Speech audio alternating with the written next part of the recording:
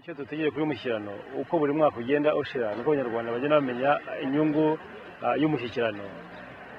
ndetse no kugira ngo umushyikirano warangiye ubushize wa 10 resolution zavuyemo kubera ko zashyirwa mu bikorwa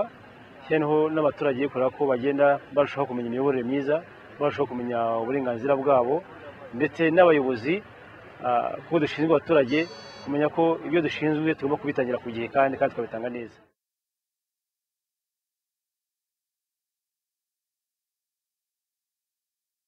Urugero nk'ikibazo cy'amazi amahera gatsibo tw'ikibazo cy'amazi mu by'ukuri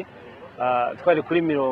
umwaka ushize imyaka ibiri ishize nyuma twari kuri 26 n'ibice 6%, ariko nyuma y'umushyirano abaturage bajyaga bafite ikibazo cy'amazi n'ibintu bitandukanye, ariko twashyira imbaraga cyane natwe kuba byifuje tukaba twarakoze igikorwa cyo gutanga amazi mu karere ka Gatsibo tuva kuri 26 tugiye ubu ngubu kuri 53.6%. nkumva rero iki gikorwa cyo dukora iyo abaturage bifuje ikintu natwe dushobora kugishyiraho imbaraga ndetse no kugishuraho amafaranga.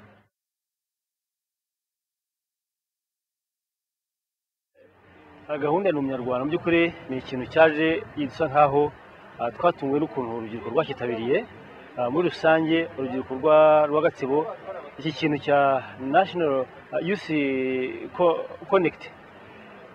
baracyakiriye neza cyane kandi bumva ko kigomba kubahuza, basanga hari ukuntu bari barayobeshejwe n'amateka, barayobeshejwe n'ababyeyi babo, ndetse bakira ko n'ubungubu muri bo hakimwa abakibayobya, biyemeza ko bigomba kubivamo.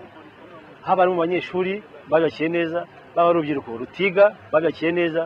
By'ukuri niyo tugara hakubwira bereka nka filmu bagaragaza ibyabaye mu Rwanda cya amateka yaho, agaragaza kuva mbere yuko umaduko w'abazungu bakorone na hagati y'abakoroni baje ndetse na za repubulika ko zagiye zikurikirana, usanga urubyiruko rusha kugayaho ababanjirije